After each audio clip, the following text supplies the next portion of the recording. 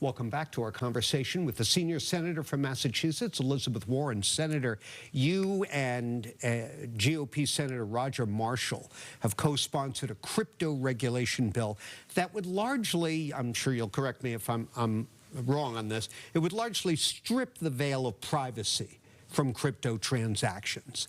And critics claim that would damage the already wobbly crypto market and erode privacy rights. What about it? John, you've been listening to too many crypto industry talking points here.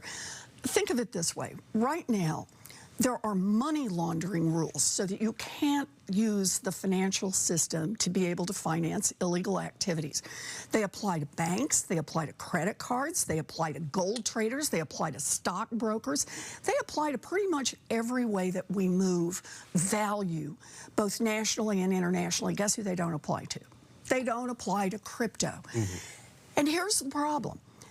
The bad guys have figured that out. So Hamas, for example, has used crypto as a way to help finance its activities, both before October 7th and after October 7th.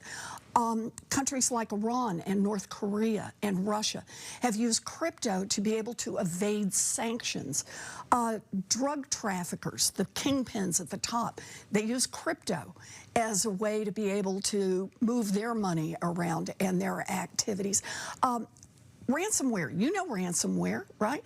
You want to guess what proportion of ransomware is financed by crypto?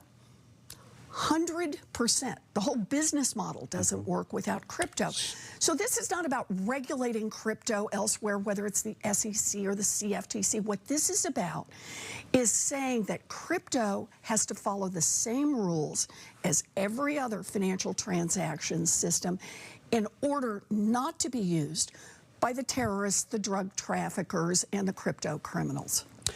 As I understand it, again, from reading those talking points, they're arguing, well, this is the appeal. You're going to kill this. You're going to kill this industry. Basically, that's what they're saying. Well, you know, I have to say with respect, if you can't survive as an industry without supporting the drug traffickers and the terrorists and the crypto criminals, then that is a problem, but that's not a problem that the rest of us should say, let's give an avenue for the drug traffickers and the terrorists to use. Right, but there are good guys who take advantage of that privacy, right? I was reading about one a Ukrainian financier who uses crypto to help fund the Ukrainian government.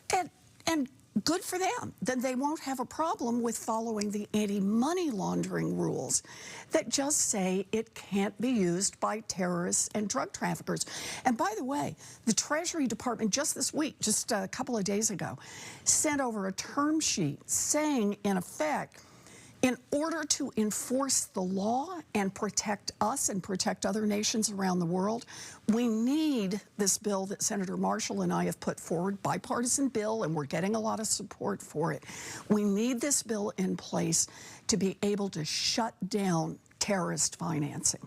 Speaking of creepy tech, in our last minute and a half here before we have to wrap up this part of our conversation, what about AI? Do you trust Sam Altman, who just recently survived a purge attempt by board members who were concerned about his candor on some of the sensitive issues here? Do you trust him and other industry leaders to do the right thing with this technology? No. And I want to be clear, I don't trust concentration of power. Somebody's going to make the decisions about what are going to be the restrictions on AI, how are we going to make big tech operate.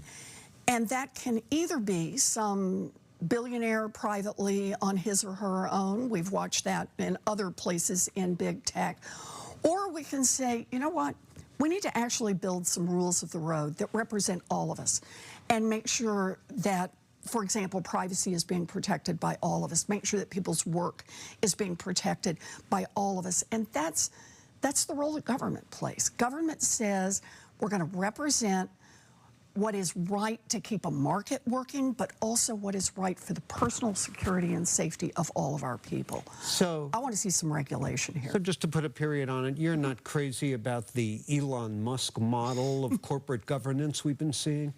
Let's see, I said no earlier. Can I say a bigger no this time? I am not. You know, nobody elected Elon Musk to go run our foreign policy or to run what has become a huge part of our communications. So what I'd like to see, for example, is a little more regulation that gets a little more competition into the area, and with a little competition so the single biggest guys don't get to dominate their whole field. And yes, I'm looking at Amazon, and yes, I'm looking at Meta, right? And yes, I'm looking at X. This is why we need some regulation, so we get some competition in there and we get some basic rules of the road that protect consumers. That's a great issue. Let's talk more about that in our next segment. Senator, thank you. We appreciate you being here, and I invite you all to join us again next week at the same time for more of our conversation with Senator Warren. Right now, back to my colleagues for more WBZ News.